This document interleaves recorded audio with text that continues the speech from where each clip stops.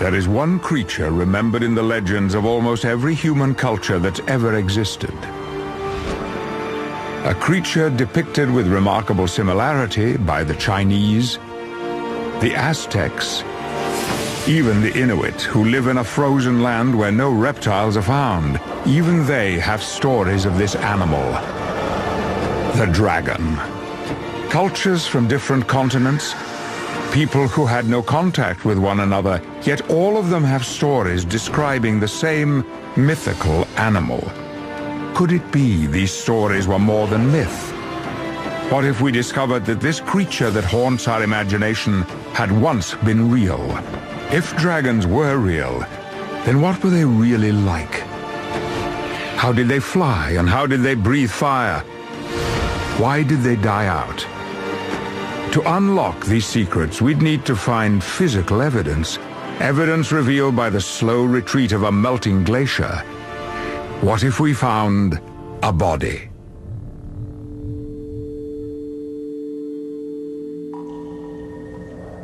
The Carpathian Mountains of northeastern Romania, a remote place. The last stronghold of Europe's great predators, wolves, bears, and lynx. And according to legend, here is where another great predator made its last stand. A legend that has found new life. Alpine skiers who ventured into these mountains stumbled upon a network of ice caves opened by an unseasonably warm winter. What they found inside required official investigation. A brutal medieval crime scene.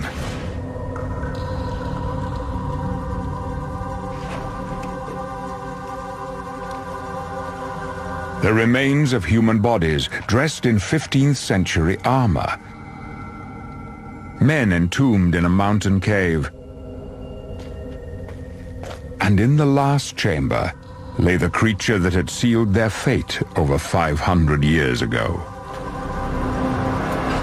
A dragon carcass, completely intact, perfectly preserved for centuries in glacial ice, carefully excavated for scientific study. If the legends were in fact true, then it was fated that some form of physical proof would eventually be found.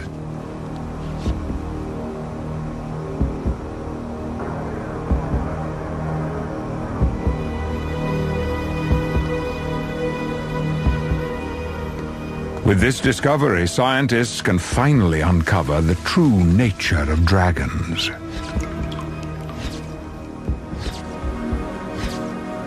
And with this find, other clues suggesting the origins of dragons might now be illuminated. The fossil remains of a Tyrannosaurus rex, the king of dinosaurs, the crown of its skull scarred by what look like talon marks.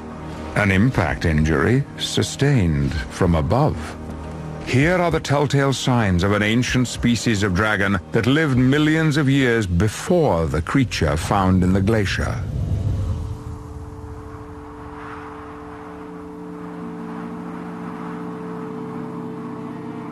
The Cretaceous period.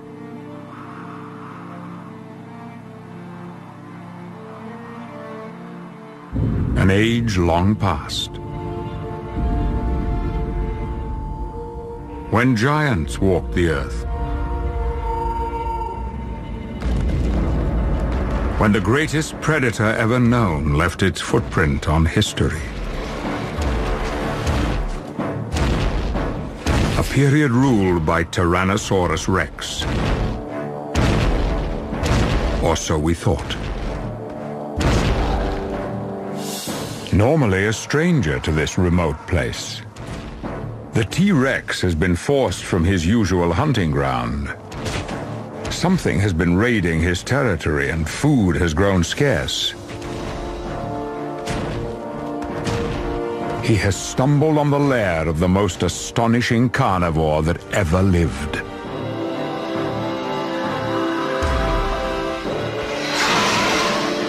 The prehistoric dragon.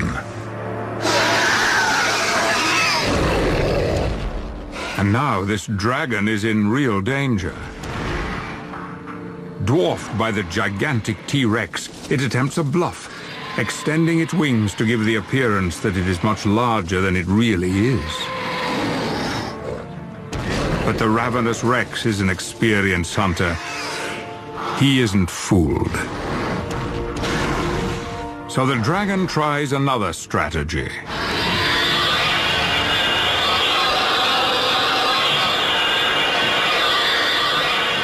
A piercing shriek that briefly stuns the dinosaur.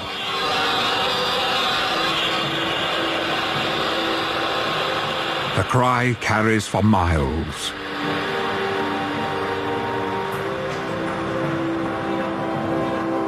Still, the Rex refuses to yield.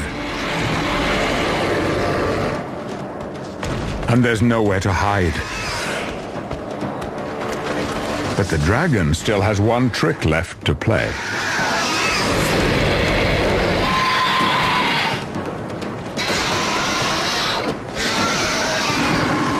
And here she comes.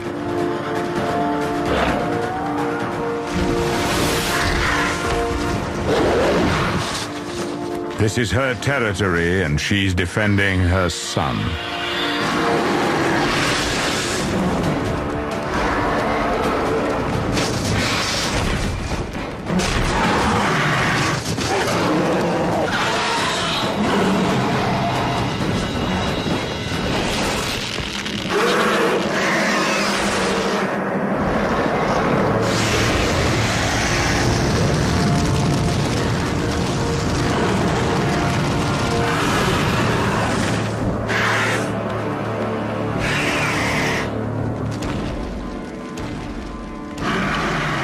The Tyrannosaurus will not last the night. Fire is the dragon's weapon of last resort. But she delivered the final blow too late. With a broken wing, she can no longer hunt, and she can no longer feed herself or her offspring.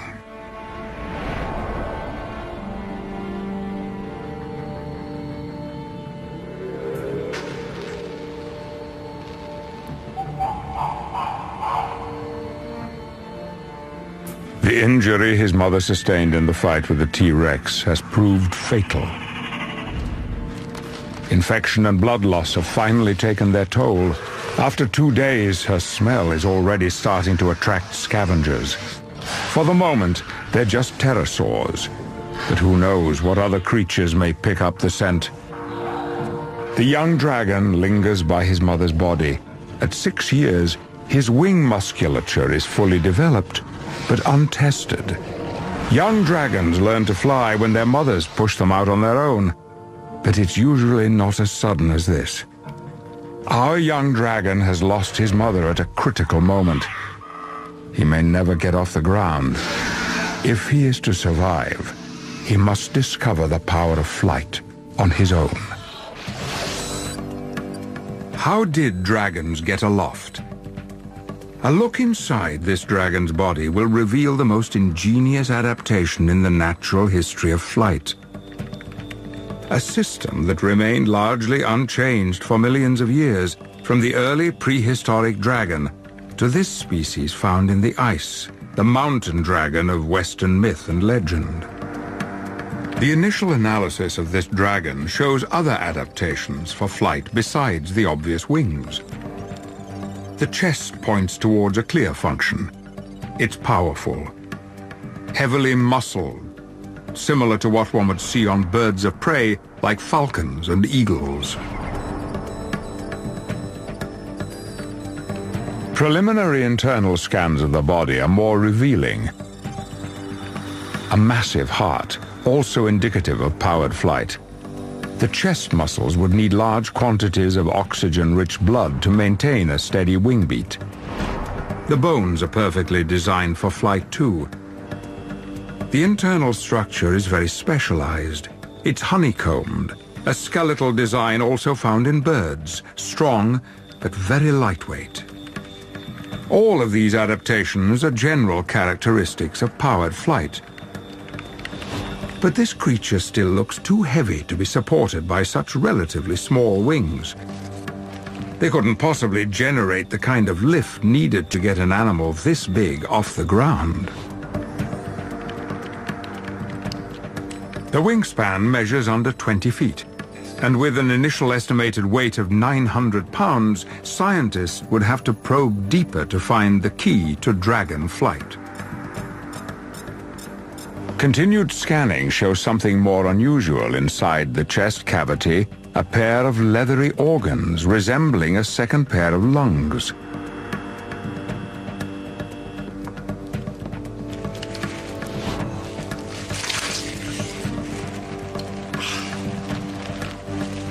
The tissue walls of these organs are thin and elastic, designed to expand. They're storage sacks. What do they hold? The answer escapes with a hiss. Gas. Not gas from decomposition, the specimen is too well preserved. This gas was present while the animal was still alive. But what is it? Analysis proves the gas is composed predominantly of hydrogen. Hydrogen gas is 14 times less dense than air. Fill a balloon with hydrogen and it rises. Fill these organs with hydrogen and the principle is the same. These are the dragon's flight bladders. But how did dragons produce the hydrogen that got them off the ground?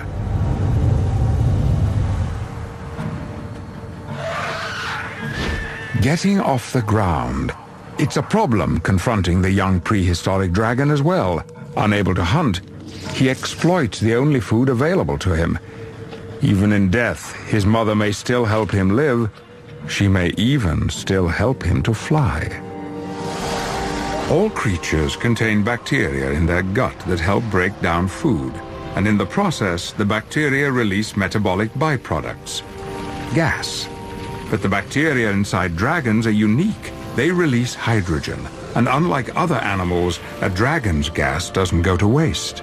The hydrogen is channeled into the two storage sacs, the dragon's flight bladders. Along with the super light skeleton, the gas-filled flight bladders are the keys to dragon flight. And now this young dragon's sophisticated flight system is about to be put to the test. While the pterosaurs wait their turn, a more dangerous creature has picked up the scent of his decomposing mother, an older male dragon.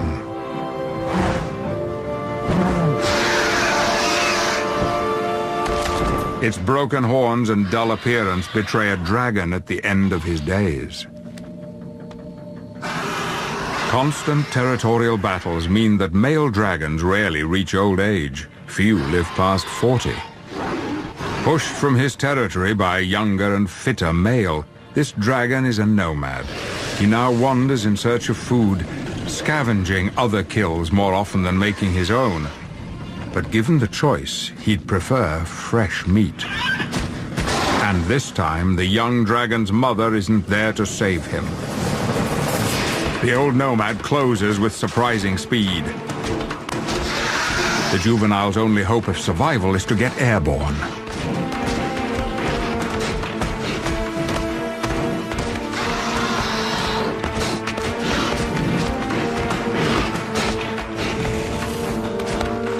Cleverly, he heads for the trees. He knows the old male cannot fly here.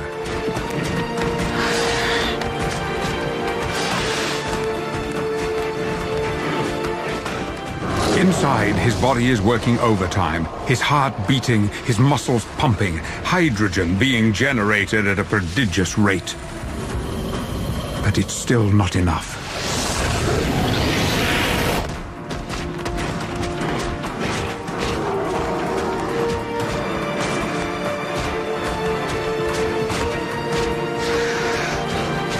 His flight bladders may be full, but so is his stomach.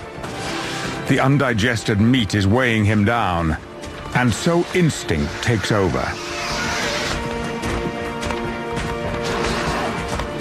At the last moment, he empties his stomach and spreads his wings at last.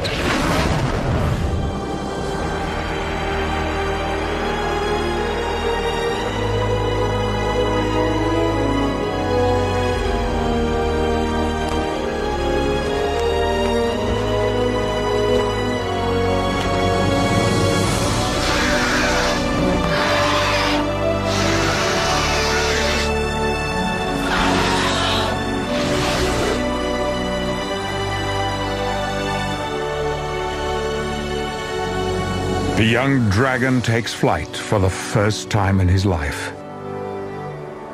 But if he's lived to fight another day, he will have to master another legendary evolutionary adaptation. He must learn to breathe fire. The body of a dragon, revealed in the melting ice of a glacier. What if such a discovery were made, and the legends of this fantastic beast proved true? Scientists autopsying its remains to learn how dragons could fly would find a complex system of hydrogen gas and a super light skeletal system. But where is the physiological evidence to support the dragon's most spectacular adaptation? How did dragons breathe fire? What would this body tell us? The inner surface of the mouth is almost armor-plated.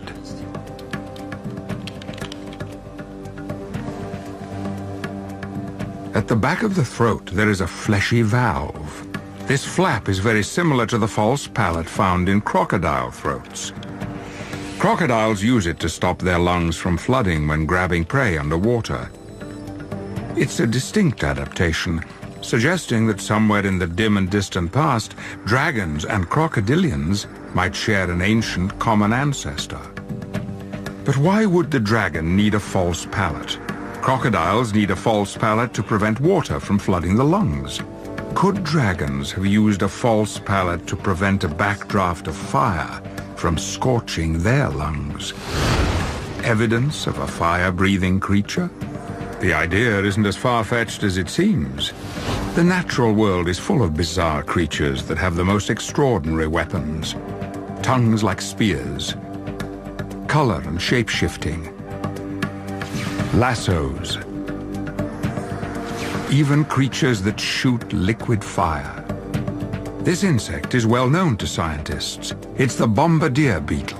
When threatened, it fires out a burning liquid at a temperature of over 200 degrees Fahrenheit, almost boiling point. It does it by pumping a liquid fuel into a reaction chamber where a catalyst ignites the mixture. The burning chemicals have nowhere to go but out, and with a bang. Nature is not constrained by our lack of imagination, but it does observe rules. If dragons were to breathe fire, then they too would require a catalyst. With further examination of the carcass comes a strange find. The creature appears to have both incisors, meat-ripping teeth, and flattened molars, grinding teeth. Stingrays have similar teeth for grinding the rock-hard shells of mollusks that they feed on. But why would a meat-ripping predator like a dragon need specialized grinding teeth? Pulverized sediment is found on the surface enamel. Powdered rock with particularly large traces of platinum. Like the bombardier beetle, dragons needed a catalyst to trigger their chemical ignition. They used platinum. The reaction of platinum with hydrogen ignites the hydrogen. The hydrogen combusts.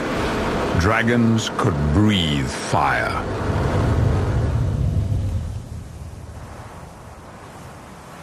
Several years have passed, and the juvenile prehistoric dragon is now a young adult. He is homeless and without a territory. He will never mate. But his time has come. He has flown deep inside the territory of a dominant male. It is a daring act. Half of all young males are killed in territorial battles.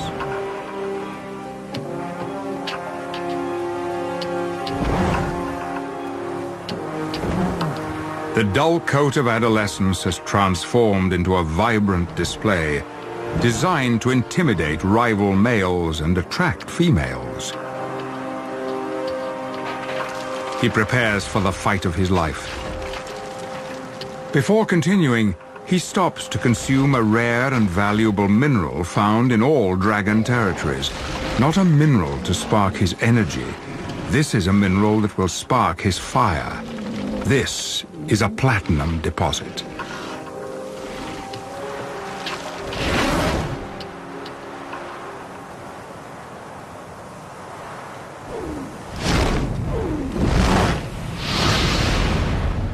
In the heart of his 100 square miles of territory, the resident dragon sends a blazing message into the air. It signals to challengers and females alike that he is fit, healthy, and confident enough to waste the precious resource of fire on a display. The message is not lost on our young male. If he has any chance at all of winning this duel, he must be at his very best. The stakes are high. With territory comes a guaranteed supply of food, and the one thing every young male needs if he is to leave his mark on the next generation. Females. And this female is the real reason he is here. She's in season, and for just 1 month will breed with the resident male. And here he is. His territory and his female are under threat, and he intends to deal with it.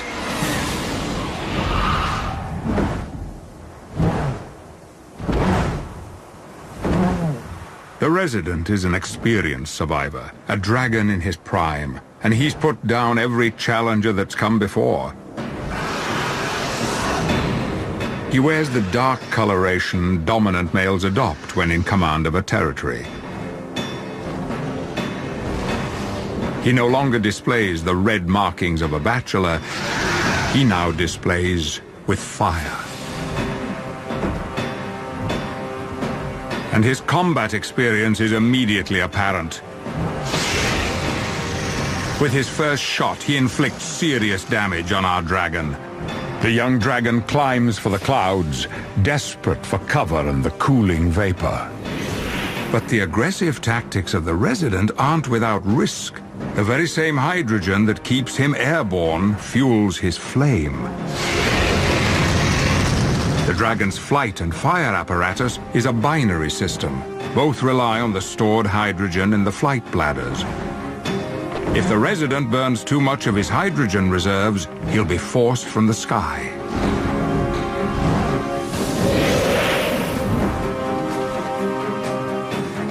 Our young dragon's luck can't hold forever. He flees for the border of the dominant male's territory. But the resident has misjudged his opponent. The young dragon isn't looking to escape. He's looking to strike. And he has a full payload of hydrogen left to burn.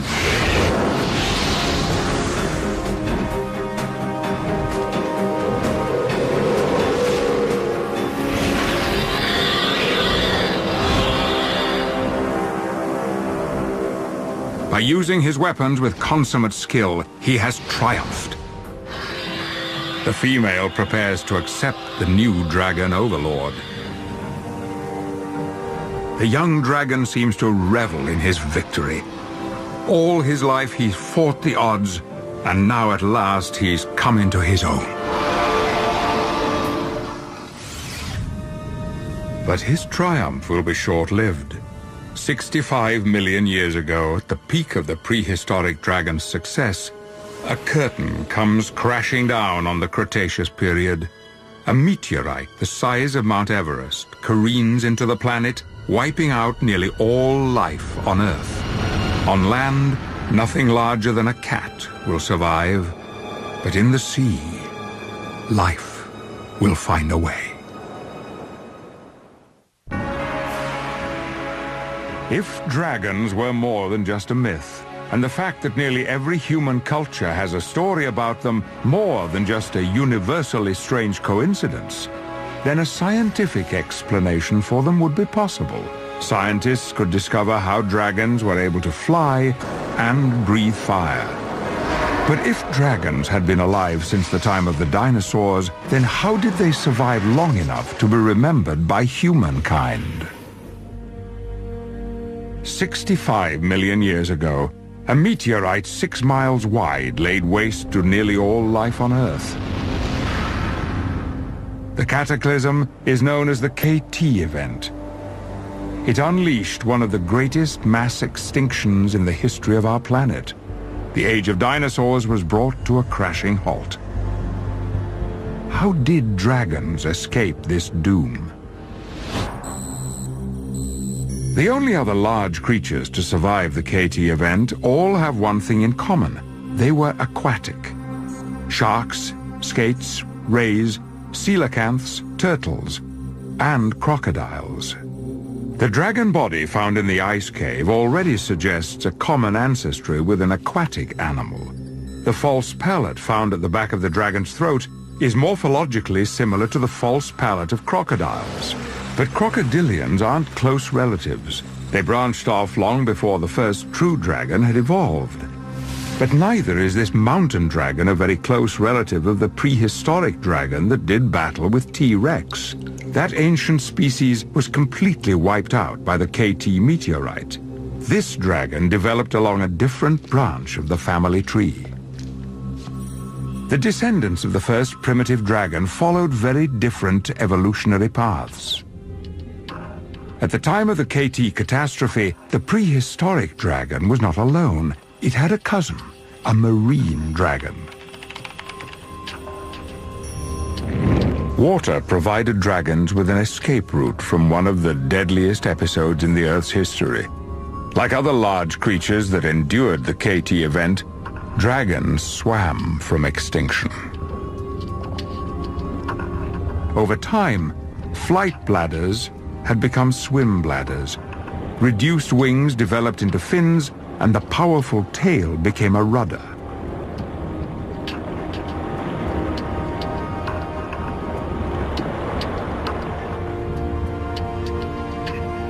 Marine dragons thrived.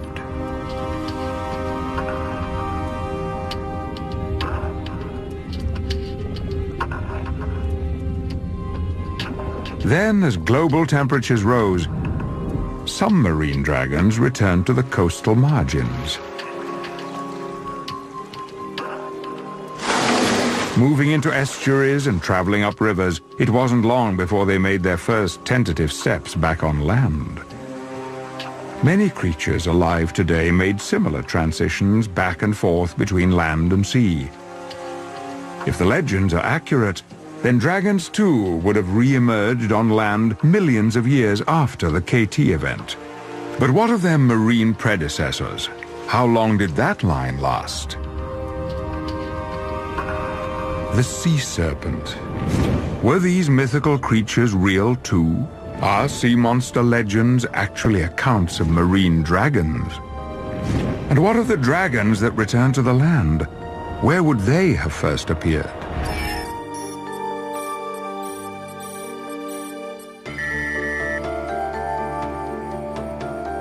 What about dragons in Chinese mythology?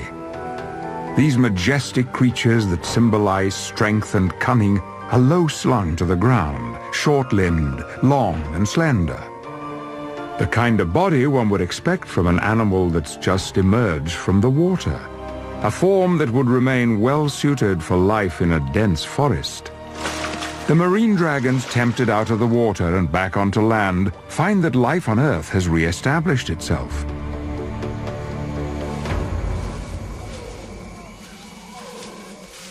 Around the globe, new habitats and new species have evolved.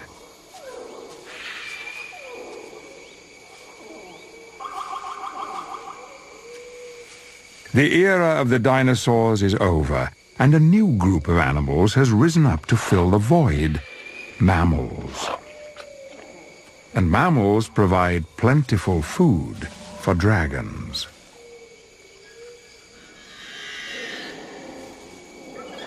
Like their ancestors, this forest dragon that inhabited Central and Southeast Asia remains a solitary and unsociable creature. She seeks others of her own kind only when looking for a mate.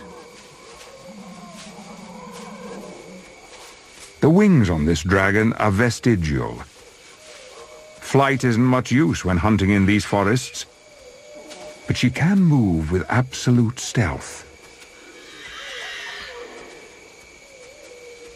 The markings on her skin break up her outline in the dappled forest light.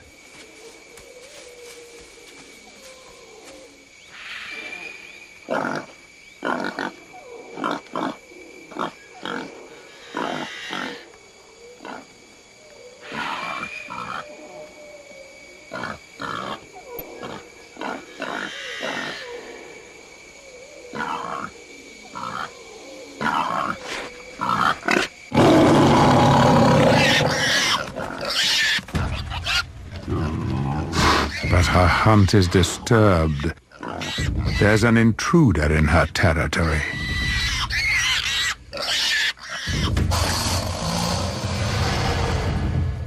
A creature that's grown bold and will come between this dragon and her prey for the last time.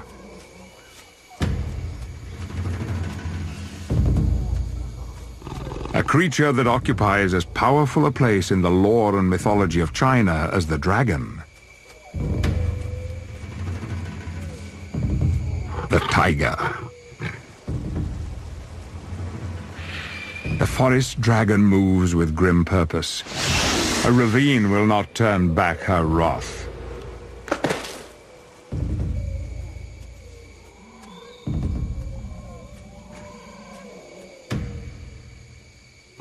The intruder in her territory is a real and emerging threat to her very survival. Smaller and far more mobile in the forest undergrowth, the new mammalian predators are proving accomplished hunters. The tiger senses the presence of another animal. Is it a threat, or is it prey?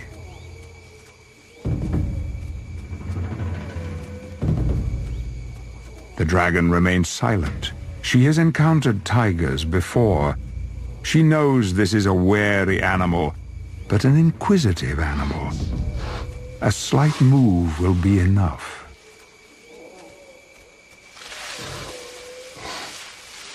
The tiger's prey response is triggered. Hunger wins out over caution. He charges.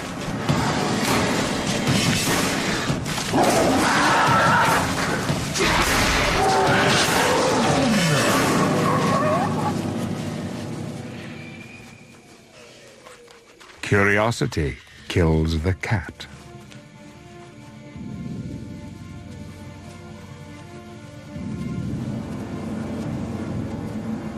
One less rival, one more meal.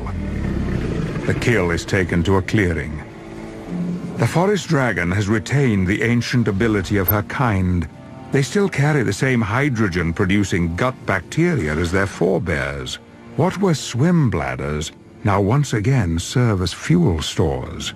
But now the flight bladders are used almost exclusively for fire. The tiger's fur can't be easily digested, so the dragon simply scorches it away. Fire is no longer simply a weapon, but a tool. The flame draws another mammal near, and this species is even more curious and poses an even greater threat to her survival. Throughout the age of mammals, dragons remained apex predators. They still controlled a weapon no other creature could withstand: fire. But their dominance was no longer assured. The mammals had produced their challenger, man. And we coveted that which made dragons strong. We recognized the possibilities of fire. We too were cunning. Soon people learned to use fire to clear forests and to mold metal into savage weapons. With fire, we forged our strength. Over tens of thousands of years, the evolutionary blink of an eye, we forced all other creatures into submission, save one. But we had stolen the dragon's fire, and soon we would wield it against them. A burning conflict was kindled between our species, a conflict that would become the stuff of myth and legend. If dragons were more than just a myth, and the fact that nearly every human culture has a story about them more than just a strange coincidence, then the discovery of a well-preserved body, frozen for centuries in glacial ice, could tell scientists how dragons lived. But the story of how dragons finally died is already written. The engravings, drawings, and sculptures that survive from our own history. These were not works of primitive imagination. These were records, first-hand accounts made by people who lived alongside dragons and fought them. The scene discovered in the cave high in the Carpathian Mountains, the body of a dragon and the burned and blackened remains of 15th century warriors, this encounter is remembered in the folk history of the region. Dragon iconography, Romania, the stained glass windows of a medieval church. A winged creature that dwelled in remote mountain areas, raiding livestock and breathing fire. The story of the final conflict with the creature the locals called the Devil from the Mountain. Scientists autopsying the dragon body now begin to look for clues to how this conflict played out. A post-mortem analysis of the more than 500-year-old human remains is a quick study.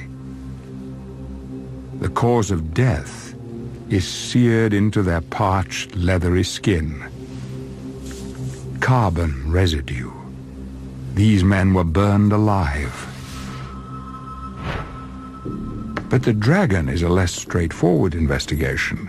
While scientists have proved that this animal could breathe fire and that it was endowed with a sophisticated fire apparatus, what puzzles them is that it doesn't look like this particular dragon ever turned on its ignition.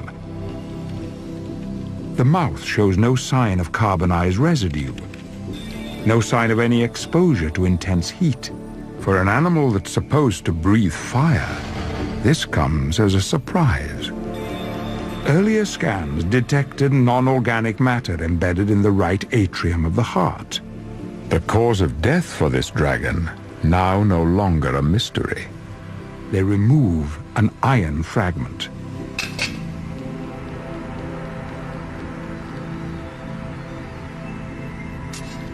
The fractured tip of a sword.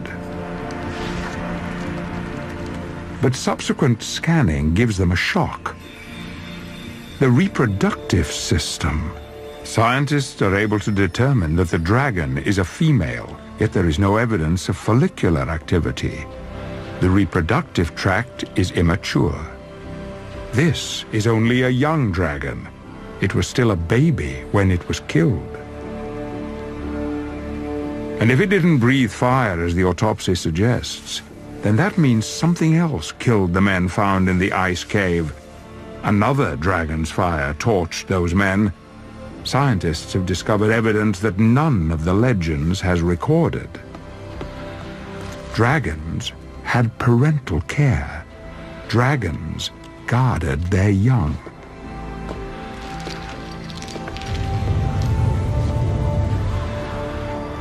It is the 15th century, and a mountain dragon is under siege.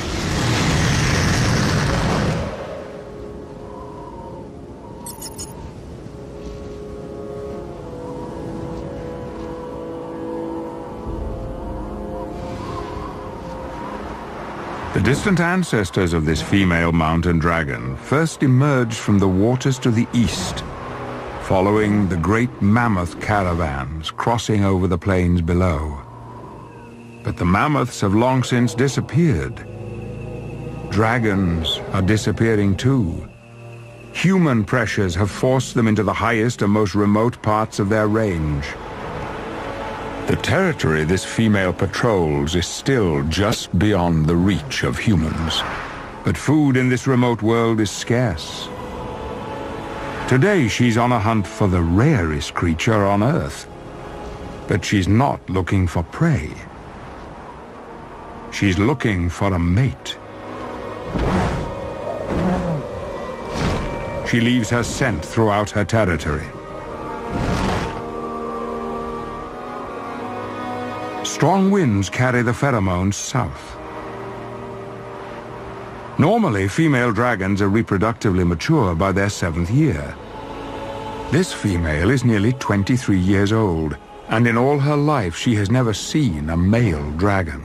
She may yet live another 20 years, longer if she's lucky. She's still at her peak, but if she's to contribute to the ebbing dragon population, she must find a mate soon. Young dragons remain with their mothers for as long as 6 years. Such an extended period of parental care historically ensured a high survival rate of their offspring. But now, with their numbers so low, dragons aren't reproducing fast enough to keep their population stable. The species is slipping away.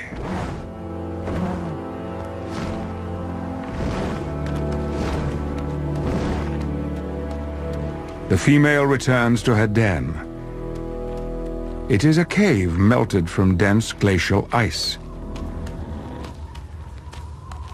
Despite the freezing cold outside, in here the temperature is relatively warm. Like an igloo, the thick walls retain heat. But mountain dragons have other lines of defense against the cold: a heat-exchanging circulatory system and a highly stratified layer of tissue under their scales help minimize heat loss. And from her marine ancestors, she's inherited a blood protein similar to that of polar fish. Specialized proteins found in this Antarctic ice fish prevent the formation of ice crystals in the bloodstream, so the blood continues to flow and the fish can remain active even in freezing water. This genetic inheritance has proved vital to mountain dragons as they retreat into ever more remote areas in their attempts to avoid humankind. Soon it will be fall, and the female will begin shutting down and going into torpor, slowing her metabolism during the coldest months of the year, another adaptation for life in this extreme environment.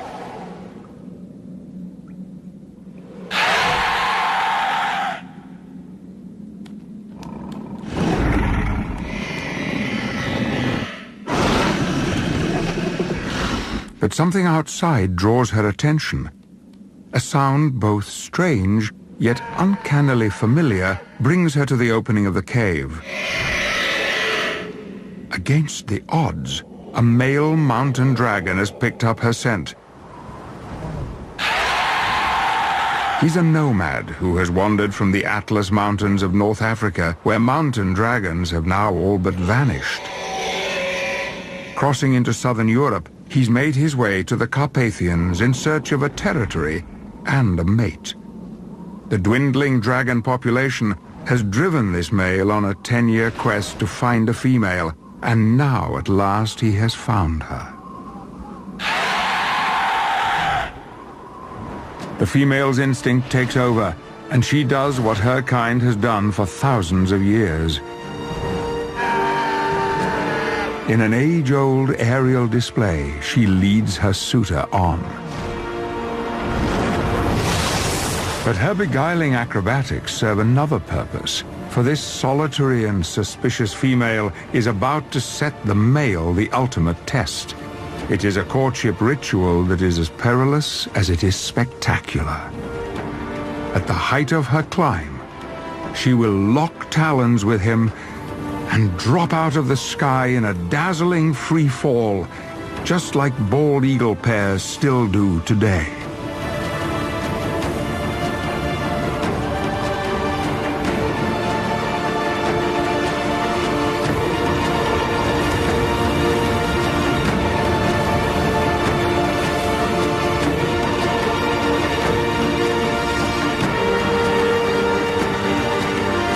And with their bond, a small flicker of hope for the continuation of the species.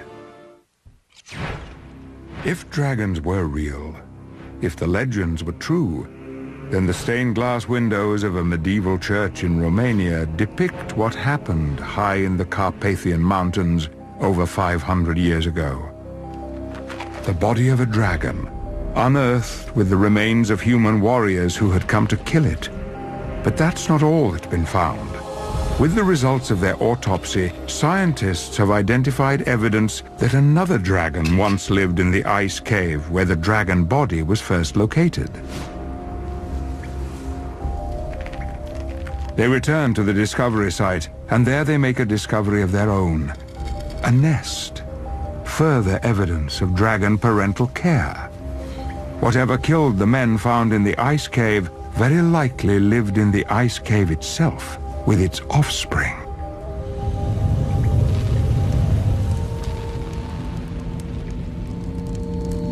The female examines her nest. Rocks, wood, leaves, and ash, all tightly packed into a cone. Crocodiles bury their eggs in active compost to keep warm. Mountain dragons have a much more direct method.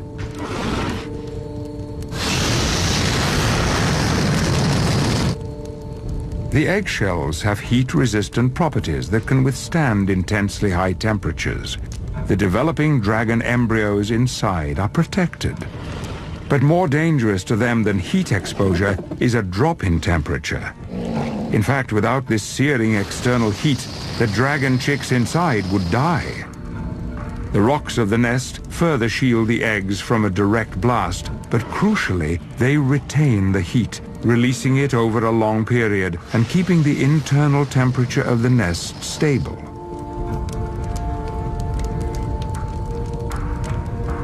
If she is to become a mother after these many years of waiting, then careful and constant temperature control is essential over the 30-day incubation period.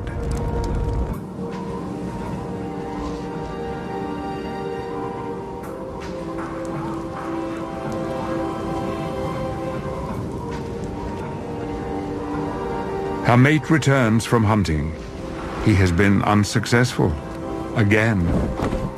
After mating, female dragons become more aggressive, programmed by instinct to be deeply suspicious of any creature approaching the nest, even a mate.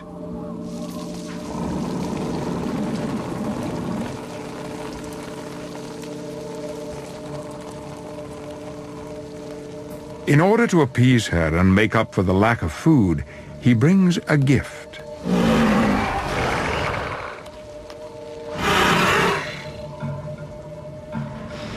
Another rock for the nest. Although short-tempered from hunger and lack of sleep, the gesture placates the female. She accepts the rock. The male can now enter the cave, and she will take her turn to hunt. And the male takes responsibility for the critical temperature control.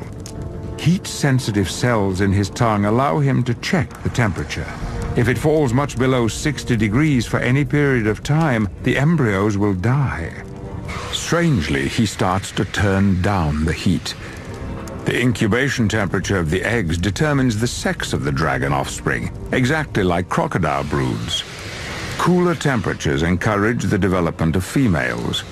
Males, even a son, will compete for territory, food, and breeding females.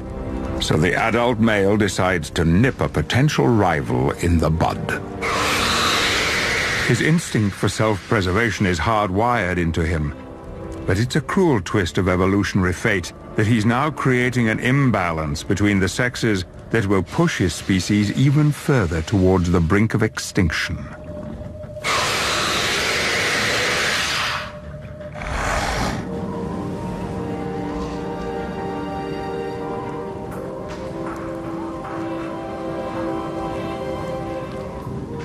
A day has passed before the female returns from yet another unsuccessful hunt. She is immediately agitated. The male is not at his post. She heads straight for the nest. Something is very wrong. The male has let the incubation temperature drop dangerously low.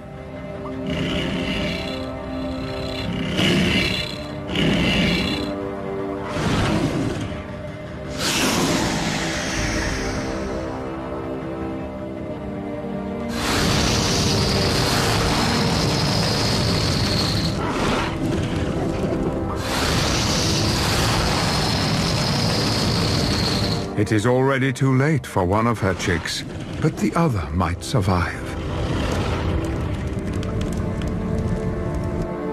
The male realizes his presence will no longer be tolerated. It's time for him to move on.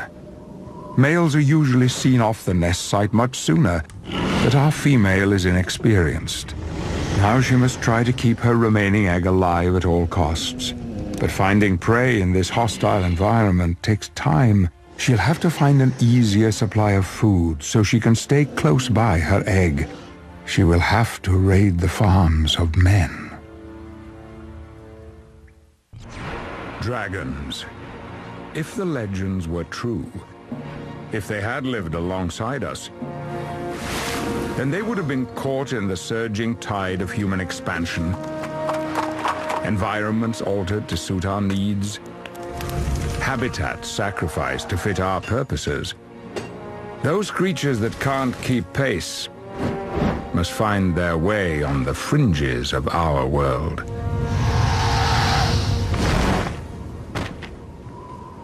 The female has indeed been driven to desperate measures, because she now has more than one mouth to feed.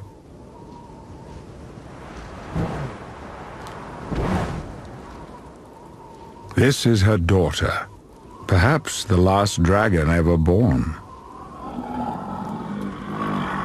Preying on livestock from the local farms, just as the myth chronicled, she has no way of knowing that in the act of providing for her young, she has made herself an enemy in the eyes of man.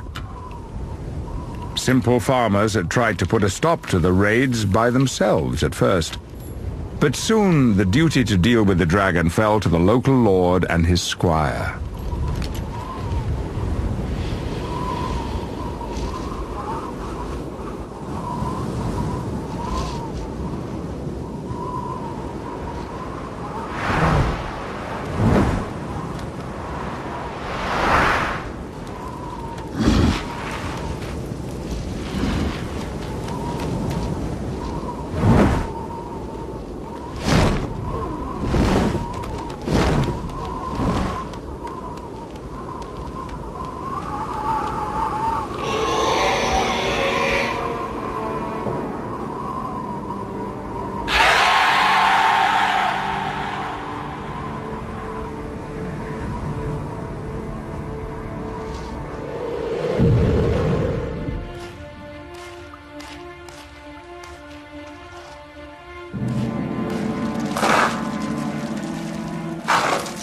Unaware of the price on her head, the female dragon continues to behave as her kind has for 1,000 generations. She mines the rock of this alpine cave for her precious platinum and passes on the secret of fire. Her daughter is learning. Soon she'll develop an instinctive appetite for platinum, but she's too young now and turns her nose up at it.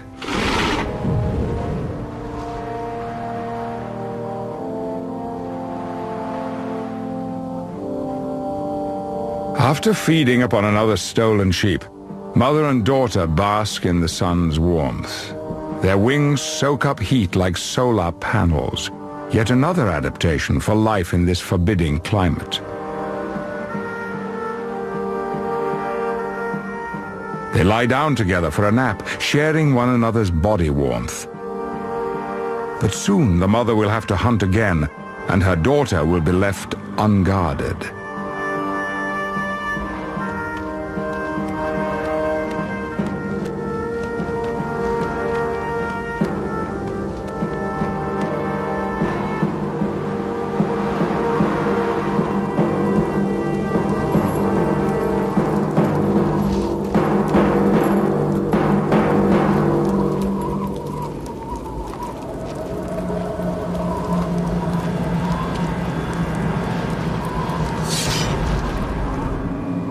The female searches for food.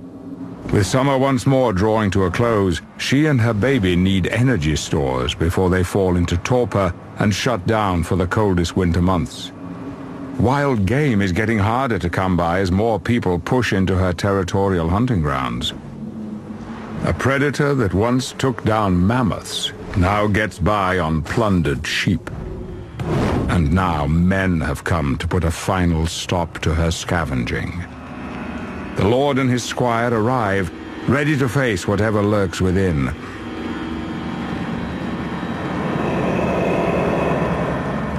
A creature that they believe is born of hell's fire. An evil that must be destroyed.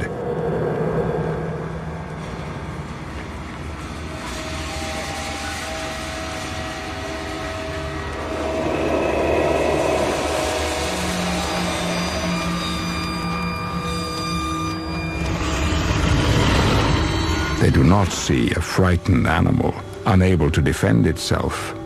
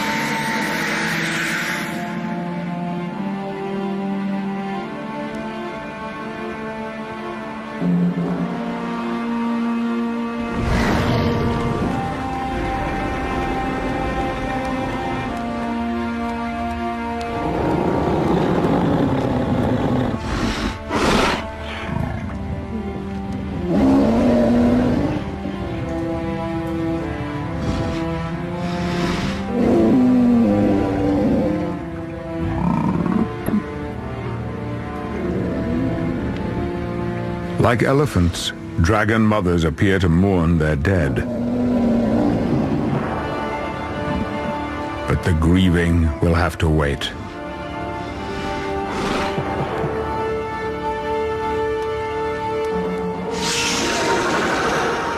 In a final insult, the assassins wear the blood of her daughter as a trophy. They are about to feel the full vented fury of a vengeful dragon mother.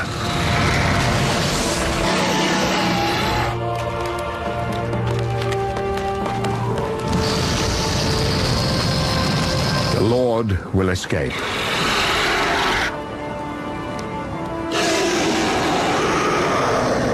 His squire won't be so fortunate.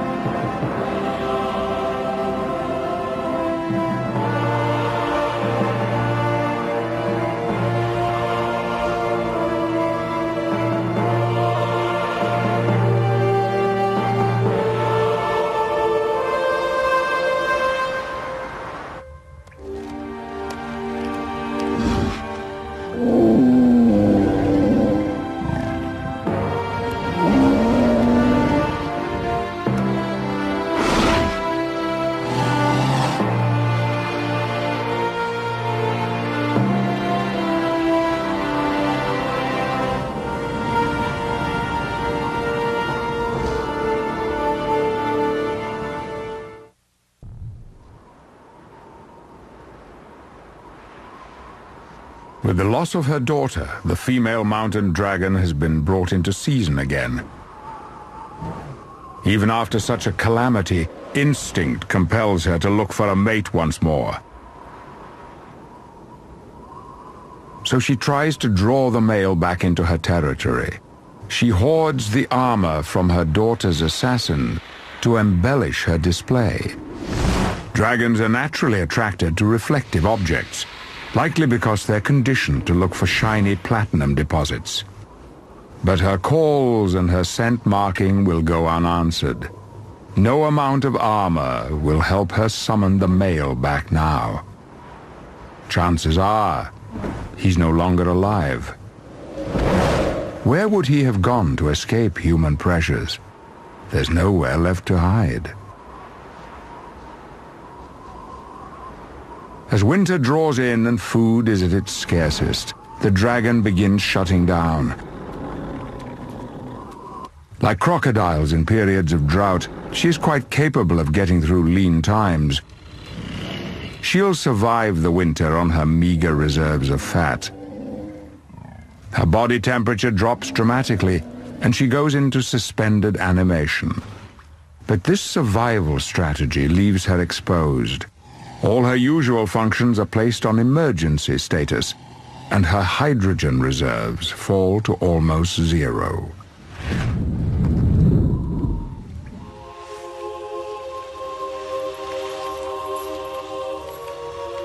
The female is awakened from her torpor. Many humans have troubled her since her daughter's death, and now humans have come to trouble her once more. This time they are better prepared. Mercenaries paid for by the local lord. Dragon slayers.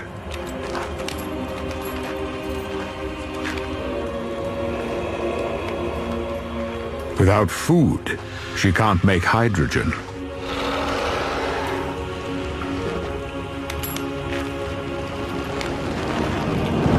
And without her precious gas, she cannot fly or breathe fire.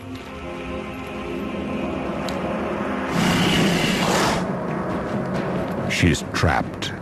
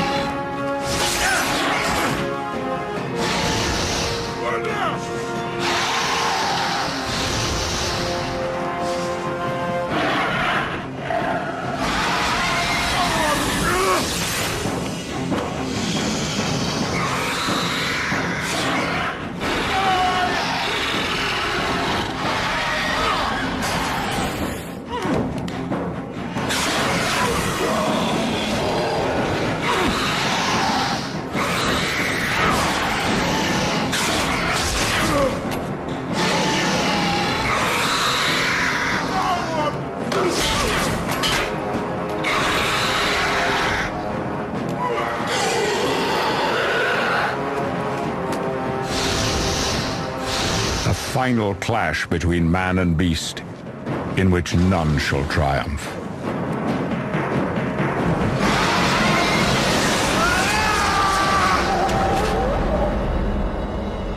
Over the years, the cave was sealed by snow and ice, the bloody battle frozen in time.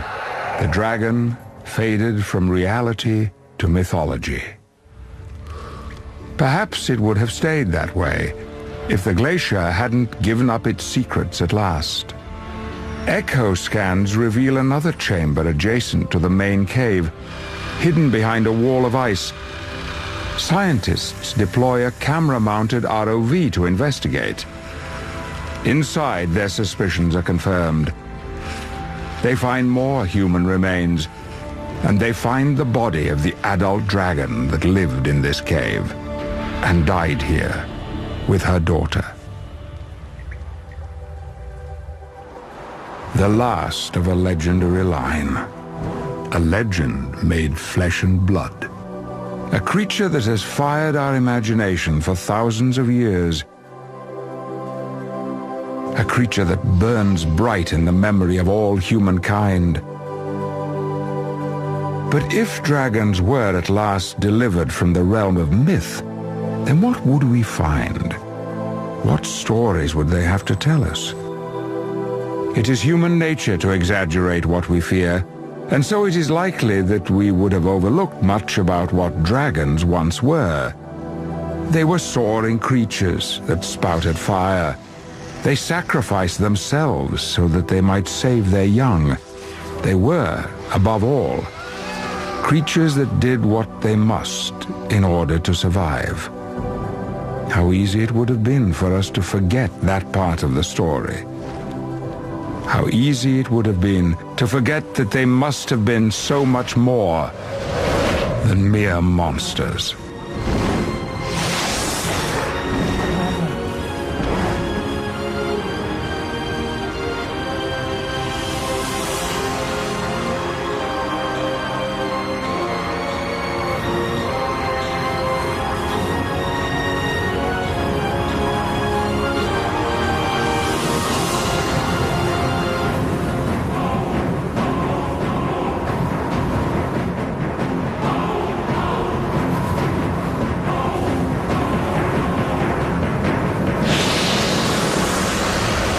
The story of dragons, in most of our minds, begins with myth and legend, the stories that we heard as children.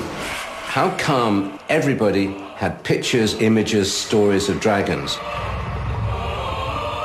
Every culture has a dragon myth. The Eskimos, the Aztecs, the Chinese. Yet these were countries that never connected, that never talked to each other.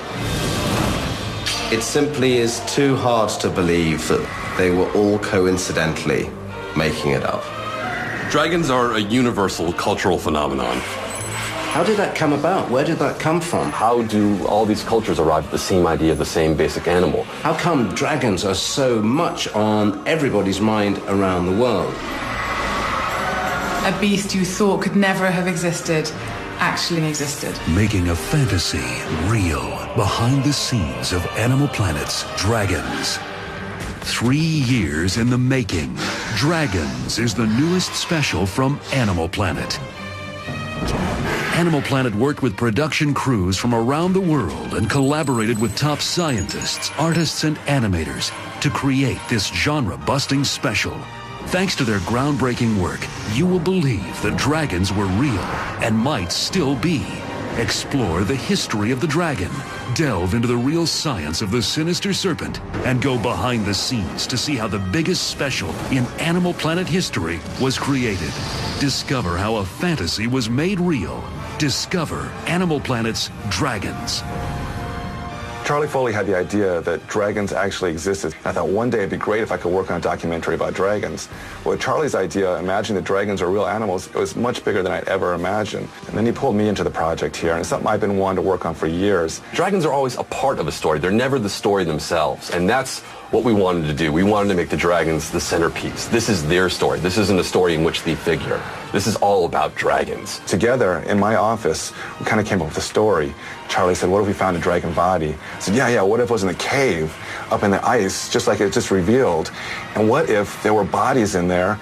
And part of the story is trying to figure out what happened in that cave. So Charlie and I just kind of built on each other's ideas. It was really exciting. We didn't want to just make this sort of a reconstruction of existing myths. We wanted to make our own stories, and really we had to, because if we're going to treat dragons like real animals, that hasn't been done before, and that's what the exciting challenge was that was in front of us. But before the story of dragons could begin, there were many questions that needed to be answered. We wanted to know how they could fly, how they could reproduce. What would they have looked like? How would they have breathed fire? Are they warm-blooded? Are they cold-blooded? What their physiologies, their biologies, their behaviors have been like? How big would its wings have been? What proportions would its body have had to have for it to be able to fly? How did they avoid exploding themselves when they breathed out fire?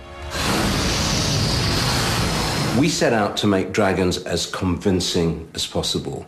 We worked with our academic sources, we worked with natural history experts to be as credible as you could be about what dragons were really like. Kevin and I started thinking, if dragons really were real, how would they have lived? Where would they have lived? And we presented that to Dr. Hogarth, and he helped refine some of the things that we had. And through a process of slow evolution of thought, we started making dragons that were more and more realistic. We knew what species of dragons we wanted to do, but we wanted him to put the flesh on the bones of these dragons and to make sure that when we came with a theory of how it could breathe fire, how it could fly, that it made sense. It's amazing how much was known about dragons, how they grew, what they fed on, how they behaved, all their little characteristics, all the different kinds of dragons, and it's all documented in medieval manuscripts, in Chinese encyclopedias, going right back to the dawn of history, the earliest dragons, about 3,000 or 4,000 years old. We see dragons throughout history, from the Cretaceous period alongside Tyrannosaurus rex, all the way into the Middle Ages. People believed in dragons as real animals, just like any other animal. And actually, if you think about it, how could you say in Western Europe in the Middle Ages that an elephant was a real animal and a dragon wasn't? The information you had about them was both the same in each case. What we're trying to do is to produce an animal that might have evolved and just happened not to. It had to be a plausible size and shape, plausible physiology, reasonable colours. One of the interesting technical questions, of course, was how to get them airborne. And partly that's a matter of wings and so on, but in order to make them light, we had them generating hydrogen. There are bacteria which can produce hydrogen, and a lot of animals have bacteria in their guts. So we put two and two together and said that these dragons had gut bacteria which produced hydrogen, and we had a special hydrogen storage chamber. So by using biological mechanisms, we managed to put together a mechanism for facilitating flight in dragons by making them lighter using hydrogen for buoyancy, and also using the hydrogen and oxygen and the latest thing in catalytic technology to produce the fire breathing. The autopsy dragon has grinding teeth, and the grinding teeth are essential in the fire physiology because the dragon chews on this mineral, platinum, and it's a catalyst for fire. So it's quite a neat solution, I think, to a number of really quite tricky technical problems, which I may say evolution hasn't managed to solve in 500 million years, so it's quite satisfying to have achieved something that the natural world hasn't. Solving an evolutionary mystery meant dragons were scientifically plausible, but to be believable, the dragons would have to be physically plausible as well. So Animal Planet turned to John Sibbick. He's the guy who started to really imagine the dragons, not just from a behavioral standpoint, not from an inner working standpoint, but just what would he look like? A world-renowned illustrator, Sibbick has been creating dinosaurs for books, researchers, and museums for a quarter of a century. And the challenge of creating a realistic dragon was too much to resist. The difference between drawing dinosaurs and dragons is that you had a lot of artistic license. You could create in your mind how you wanted it to look. This is the classic Chinese dragon. It's got sort of sensitive feelers in the front, it's got forked tongue, it's got the sort of bearded fringe, and it's got spikes, and it's got this great thrashing tail. This one I see as the classic dragon. It's got massive wings, it's got the long head, and it's got the spiky bits, and it's got fire. This one, on the other hand, has two sets of limbs. There are no front legs. They're incorporated into the leading edge of the wing. So this one makes more anatomical sense. It's rather like a large theropod dinosaur, like a T-Rex.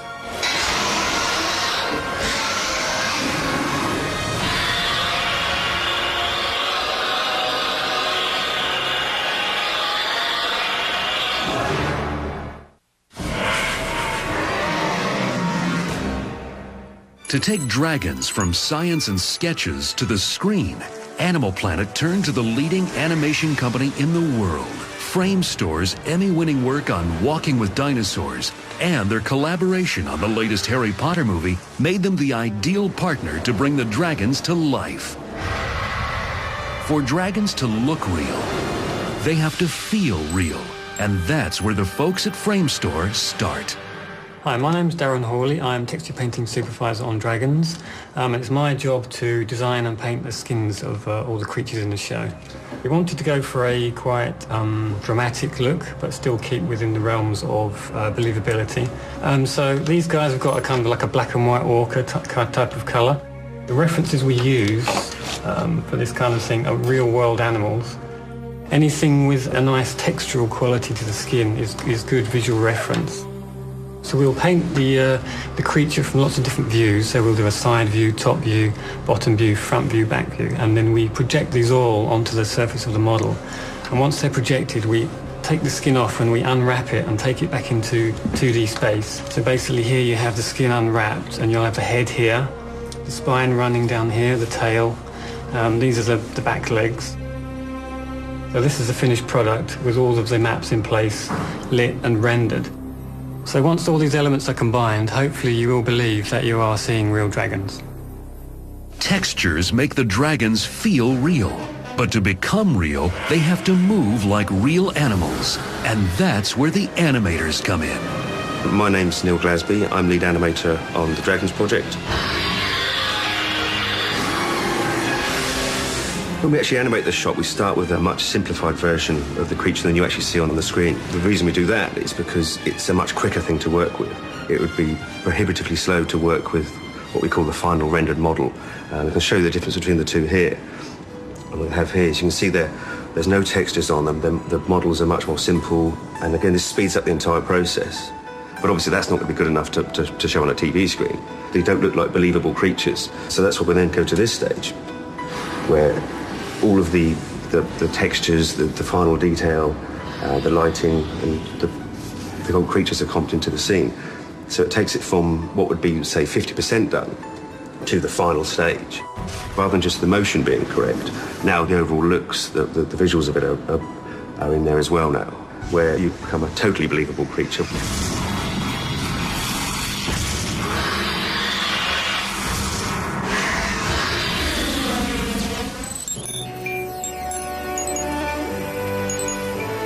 Now that the dragons have been established scientifically, artistically rendered, fully textured, and animated, they have to be placed in real environments, doing real things like mating. My favorite scene in the film is the dragons when they're courting. The two mountain dragons towards the end of the film, we see them clasp talons and drop from the sky. They're literally taking the plunge together. They're going to mate, and this is a courtship ritual that they're doing. And we see this great free fall where they go down from 1,000 feet high and they just plummet towards the earth. A test of love, a show that they will bind together right until the very end, and only at the last moment do they pull away in a great barrage of fire. It's emotional, I don't know why, it's just the beauty of the backdrop and just the idea. Wouldn't it be wonderful if you could have seen that for real? The courtship follows the courtship behaviour of sea eagles. And so we gave the guys footage of sea eagles courting, and they do that whole clasping of talons in the air, and it's absolutely beautiful, and they fly as high as they can, they spiral down. The dragon courtship is very much following that, and the animators followed the rhythm of the clasping and all that kind of stuff. They took very much from nature, so they reference nature all the time when they're trying to animate these things. How was this incredible scene created? Just ask the Dragons special effects team. Hi, I'm Surya Quintavalli, visual effects supervisor on Dragons. For this shot, we required the two dragons to go down a sort of mating ritualistic dance and fall down a huge distance. What we did was filmed a number of different backplates, just panning up the mountain, so we saw the whole range. We then joined all these together in one long strip, so we had control of the movement. Put the creatures into the background, added mist and camera shake to make the whole shot much more vibrant, and there's the final thing.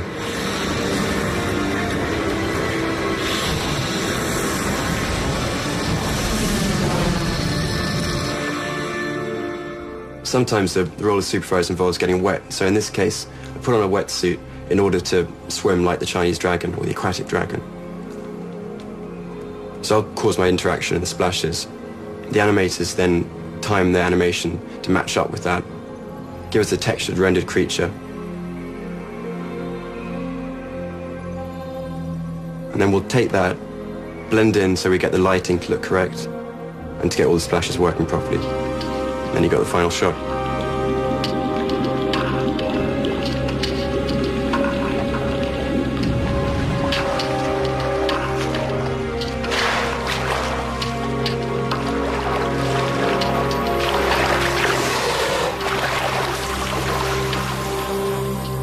Creating mountains and controlling free-falling dragons are cool, but the most important element of any dragon story is hot, real hot. I think whenever anyone thinks about dragons, it's always the fire bit that captures the imagination. So in order to do this, we shot a number of different flamethrowers, different fire elements out in location. Quite often this is the best way of doing things. It's the reflections you get on the ice cave and the way the ice melts, the water drips down is something you can't get otherwise. But we also supplemented that with a studio shoot of fire elements, of a flamethrower behind a black screen, which we could then extract and add to different shots. We shot this at slow motion and added a bit of magnesium dust just to give a special magical sparkle to the whole shot. And then we're able to use these elements and mix them in with the backgrounds and the CG that we'd animated.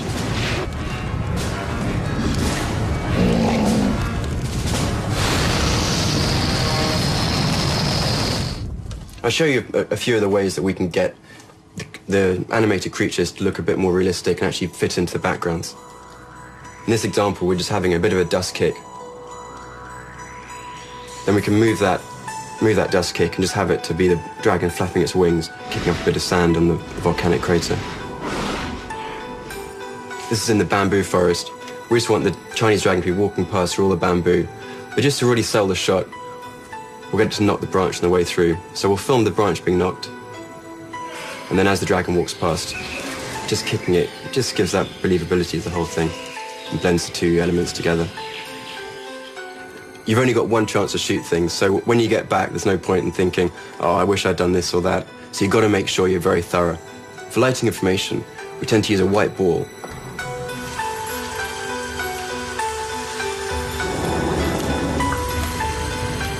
This gives us the direction of the sun, the shadow areas, and also these poles give us a sense of distance and perspective.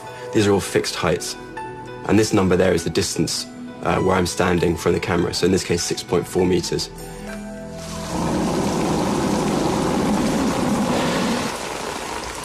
Sometimes holding a lighting ball in one place isn't quite good enough because the lighting changes a lot throughout the cave.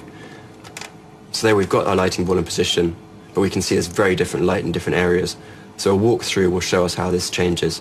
When the dragon then has to walk through the same place, we can see what's going on and how the light falls off. Some other effects are slightly more subtle. In this case, we've got a rock which has just been delivered as a gift by the male dragon. And we can see this steaming at the top of it that's coming off. We want to try and replicate that with our animation.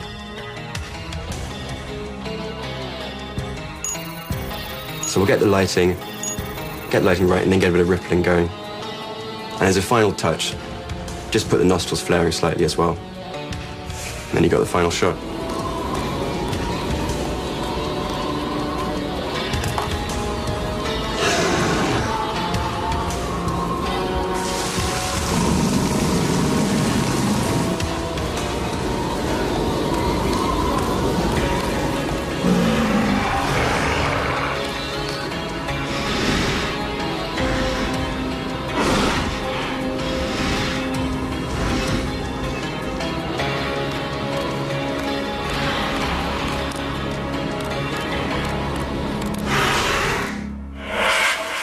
From the origins of time, man has been fascinated with the dragon. Animal Planet's brand new special combines scientific fact, CGI animation, and cutting-edge special effects to bring dragons to life. But the question still remains, were dragons real creatures? After creating this special, the Animal Planet team isn't convinced the dragons are simply a fantasy. Every day of the week, Animal Planet tells you about all the animals around this planet that we live on. But what about the one animal that we all know about, the one animal that we all grew up with, the one animal that's in popular culture around the world, but the one animal that we've never been able to tell you the story of because the technology never truly allowed us to bring it alive? That's why we started to think, let's try and bring to life the creature that has existed in all our minds and all our imaginations. Let's make it as real as we can. Why shouldn't we believe in it now, if it biologically is possible? So this is a real story that happens in nature, and what happens to these animals in their life cycles. Again, we've inspired from what happens in nature. And you're going to get drawn into here, and you're going to care about these animals because we're going to give them dimension, we give them personality. It honors nature very much, and it feels right, and it feels organically that it belongs on Animal Planet. This is the animal about which humankind has throughout our history been most compelled by. That's what's so fun about doing this, and that's why it's so appropriate for Animal Planet. This is the granddaddy. This is the big animal.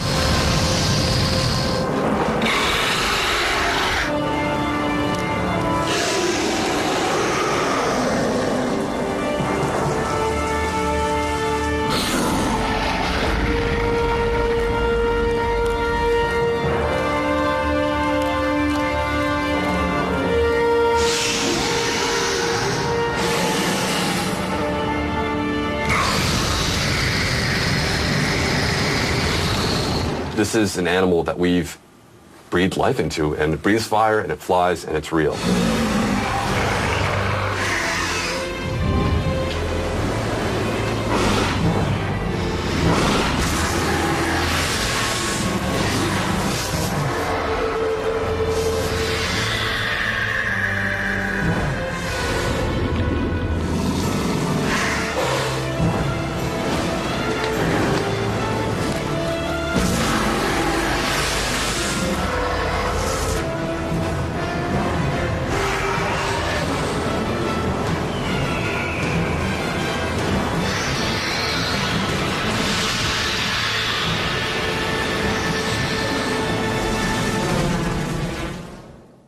If I've done my job well, you will believe in dragons.